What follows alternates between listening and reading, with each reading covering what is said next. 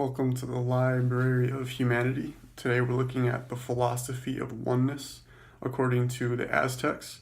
The Aztecs had this theory of Teotl, and Teotl is synonymous with God or oneness, or you can think of Shiva or Allah. And I'm reading from the Internet Encyclopedia of Philosophy, and this is going to be philosophically in-depth look at oneness. So the philosophy of oneness, according to the Aztecs, reads, at the heart of Aztec philosophy stands the thesis that there exists a single dynamic, vivifying, eternally self-generating, and self-regenerating sacred power, energy, or force, what the Aztecs called Teotl. Elizabeth Boone writes, the real meaning of Teotl is spirit, a concentration of power, as a sacred and impersonal force. According to Jorge Clor de Alva, Teotl implies something more than the idea of the divine manifested in the form of a god or gods. Instead, it signifies the sacred in more general terms. The multiplicity of gods in official, state-sanctioned Aztec religion does not gainsay this claim, for this multiplicity was merely the sacred, merely Teotl, separated, as it were, by the prism of human sight into its many attributes. Teotl continually generates and regenerates, as well as permeates, encompasses, and shapes the cosmos as part of its endless process of self-generation and regeneration. That which humans commonly understand as nature, for example, heavens, earth, rain, humans, trees, rocks, animals, etc., is generated by Teotl, from Teotl as one aspect, facet, or moment of its endless process of self-generation and regeneration. Yet Teotl is more than the unified totality of things. Teotl is identical with everything, and everything is identical with Teotl. Since identical with Teotl, the cosmos and its contents ultimately transcend such dichotomies as personal versus impersonal, animate versus inanimate, etc. As the single all-encompassing life force of the universe, Teotl vivifies the cosmos and its contents. Lastly, Teotl is both metaphysically immanent and transcendent. It is immanent in that it penetrates deeply into every detail of the universe and exists within the myriad of created things. It is transcendent in that it is not exhausted by any single existing thing. Aztec metaphysics is processive. Process, movement, becoming, and transmutation are essential attributes of Teotl. Teotl is properly understood as ever-flowing, ever-changing, ever-energy in motion, not as a discrete static entity. Although essentially processive and devoid of any permanent order, the ceaseless becoming of the cosmos is nevertheless characterized by an overarching balance, rhythm, and regularity, one provided by and constituted by Teotl. Dialectical polar monism holds that the cosmos and its contents are substantively and formally identical with Teotl. And 2, Teotl presents itself primarily as the ceaseless, cyclical oscillation of polar yet complementary opposites. This is a lot like yin-yang in Taoism. Teotl's process presents itself in multiple aspects, preeminent among which is duality. This duality takes the form of the endless opposition of contrary yet mutually interdependent and mutually complementary polarities that divide, alternately dominate, and explain the diversity, movement, and momentary arrangement of the universe. These include being and not being, order and disorder, life and death, light and darkness, masculine and feminine, dry and wet, hot and cold, active and passive. Life and death, for example, are mutually arising, interdependent, and complementary aspects of one and the same process. The created cosmos consists of the unending cyclical tug-of-war or dialectical oscillation of these polarities, all of which are the manifold manifestations of Teotl.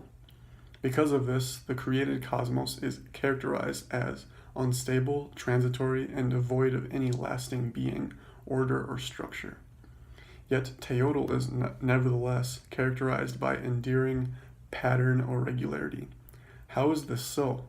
Teotl is the dynamic, sacred energy, shaping as well as constituting these endless oscillations. It is the immanent balance of the endless dialectical alternation of the created universe's interdependent polarities. Because essentially processive and dynamic, Teotl is properly characterized neither by being nor not being, but by becoming.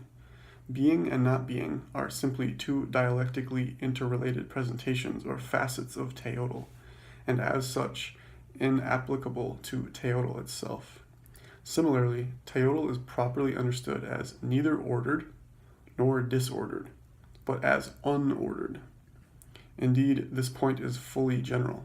Life and death, active-passive, male-female, are strictly speaking not predictable of Teotl. Teotl captures a tertium quid transcending these dichotomies by being simultaneously neither alive nor dead, yet both alive and dead, simultaneously neither orderly nor disorderly, yet both orderly and disorderly, etc. In the end, Teotl is essentially an unstructured and unordered seamless totality. Differentiation, regularity, order, etc. are simultaneously fictions of human unknowing and artistic shamanic presentations of Teotl. In Western philosophical terminology, one perhaps best characterizes the radical ontological interdependency of Aztec metaphysics as an extreme nominalist anti-realism, and Teotl as a Kantian-like noumenon. Aztec philosophers also conceived Teotl pantheistically. For example, everything that exists constitutes an all-inclusive and interrelated unity. B, this unity is sacred. C, everything that exists is substantively identical and hence one with the sacred. And D, the sacred is Teotl. There is only one thing. Teotl and all other forms or aspects of reality and existence are identical with Teotl. And E, Teotl not a minded being or person.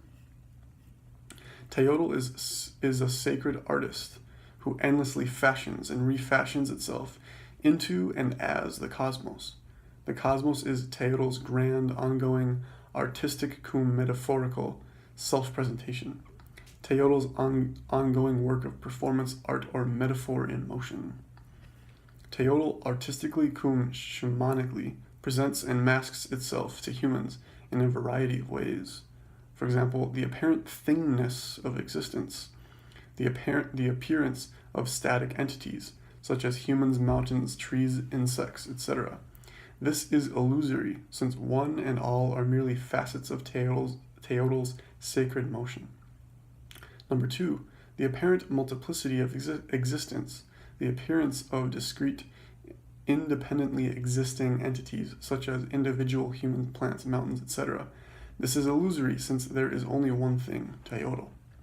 And number 3, the apparent exclusivity, independence, and irreconcilable oppositionality of dualities, such as order and disorder, life and death, etc. This is illusory, since they are interrelated, complementary facets of Teotl. As an epistemological consequence of Teotl's self-disguising, when humans customarily gaze upon the world, what they see is Teotl as a human, as a tree, as female, etc. Teotl self-disguised, rather than Teotl as Teotl. Wisdom enables humans to discern the sacred presence of Teotl in its myriad disguises. It is humans misperceiving and misunderstanding Teotl as its disguise, which prevents them from seeing Teotl as it really is. The only way humans experience Teotl knowingly is to experience Teotl without description, non-symbolically.